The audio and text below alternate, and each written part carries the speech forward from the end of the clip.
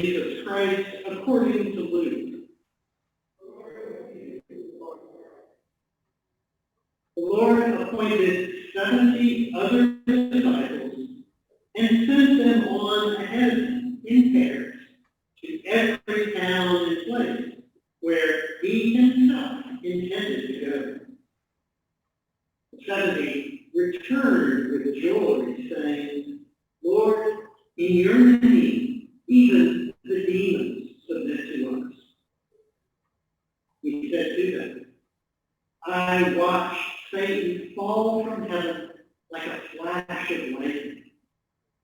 See, I have given you authority to tread on snakes and scorpions and over all the power of the enemy, and nothing will hurt you. Nevertheless, do not rejoice at this, that the Spirit submit to you, but rejoice that your names are written in heaven. The Gospel of the Lord. Praise to you, Lord Christ. Please be seated.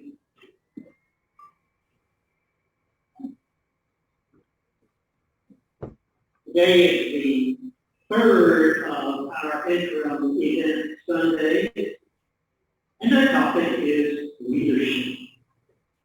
So let's turn to look in our bulletins for a closer look at the biblical and theological perspectives that those readings bring on Christian leadership.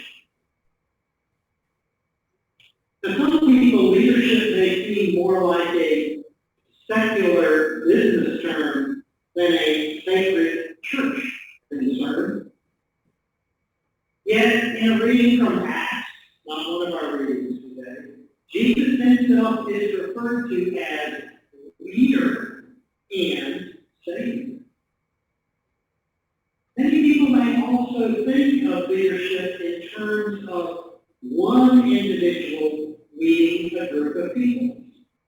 The images that might come to mind to us normally would be something like a conductor who's leading an orchestra, or a CEO who is in charge of a corporation, perhaps a politician leading a government, and those are the kinds of images of a leader that might be prominent in our minds.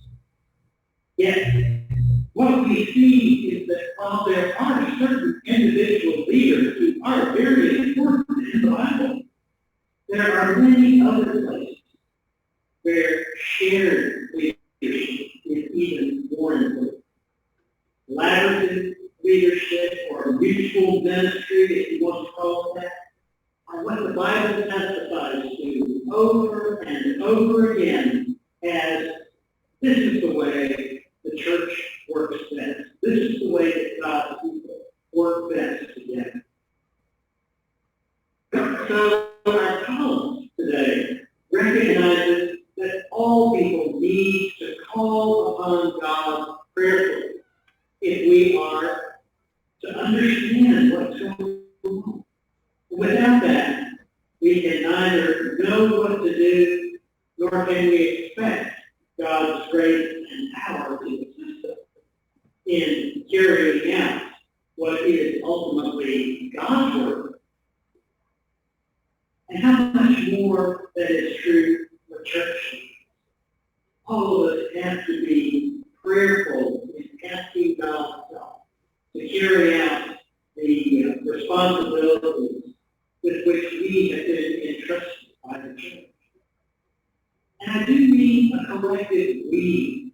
And I include all of you in that, because everyone in the parish has some involvement in leadership. Hang on, Alan. Talk more about that. In the Numbers reading, we see how Moses is just overwhelmed by the burden of all of his leadership tasks. So he asks God for help. God had Moses choose 70 elders, people who had already exhibited some kind of leadership talents. Because these people are not only going to share that burden of leadership with Moses, they're also going to receive the same Spirit from God that Moses did. That's going to help them carry out their responsibilities of their leadership. All leadership has to be empowered and guided by the Holy Spirit. The Psalm reminds us that good management, we don't think of a word like managing being in the Bible, but there it is in our Psalm. Good management, like good leadership, is a biblical concern. And that those who stand in awe of God, which often conveys more accurately the sense of the Hebrew phrase, to fear God, those who stand in awe of God and those who delight in learning from God's ways, those are the ones most suited to leading and managing the church's affairs. Only those people who are studying and attentive to God's ways, and they really understand how to carry out the church's business and do it with the concern for justice and equity that the Psalms convey. St. Paul gives us a list of spiritual gifts, and among that is the gift of leadership. And notice he says forms of leadership. That's plural because he recognizes that leadership is exercised in a lot of different ways by different leadership styles that people have over different times. Depends on the circumstances. The circumstances call for different styles of leadership. And by listing leadership as a spiritual gift, Paul is reminding us of God's role in empowering and guiding all leaders. And he also reminds us of this thing that you heard me address time and time again, that the purpose of leadership, like all of the other spiritual gifts, is to serve the common good, what everyone needs. Every individual leader has to be attentive to concerns that are wider than their own personal concerns. In the Gospel, we see Jesus sending out 70, the same number that Moses had as the elders to help him. And note that these are other disciples, not the 12 that we know by name, other disciples in addition to that inner circle of the 12. We don't even know their names. They're being sent to places where Jesus himself intends to go. They're preparing the way. Our leadership must also focus on the kinds of places and the kinds of people where and with whom Jesus himself worked. These other disciples are sent out to experience for themselves something that they never could experience as they just sat back and watched Jesus do all the ministry himself. It's like rolling up their sleeves and doing ministry that they experienced God's power. They witness and experience, as we do when we are involved in God's ministry, firsthand power. Then look at the image that's on the cover of your bulletin. There you'll see several hands supplying pieces that have to fit together like puzzle pieces. They have to fit together as a whole. Every parish needs 4 groups of leaders.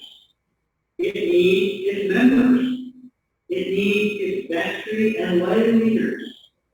It needs its staff, and it needs its clergy. Those are the 4 groups of leaders that we will talk about following. Each group continues an important piece, but those pieces have to fit in together. And if you're lacking any one of those leadership groups, you've got an incomplete community and you're not getting ministry done.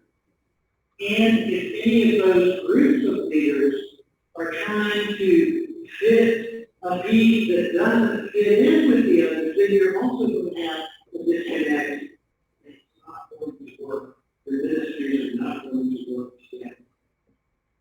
And if those real hands that are involved in those leadership groups do not represent a diversity of backgrounds and abilities, then you don't have the inclusivity that gives the best leadership and the best decision. Perhaps you might be thinking that maybe you're just a member of the congregation and you don't particularly have a leadership role, but everyone in the church has a leadership role.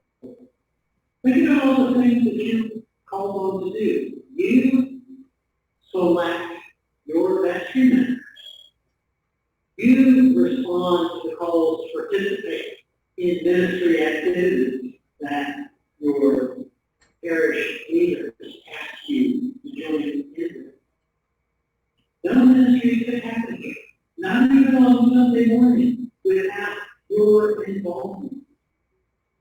And in another way, you're leaders too, because you are leaders whenever you take your witness and your ministry outside of the walls of the church. You share them with the people who are not yet part of this congregation.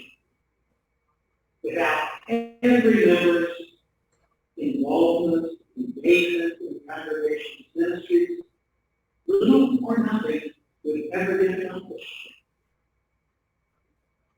So I invite you to keep these biblical and theological ideas about Christian leadership in mind as we continue our discussions with the leadership event activities following worship.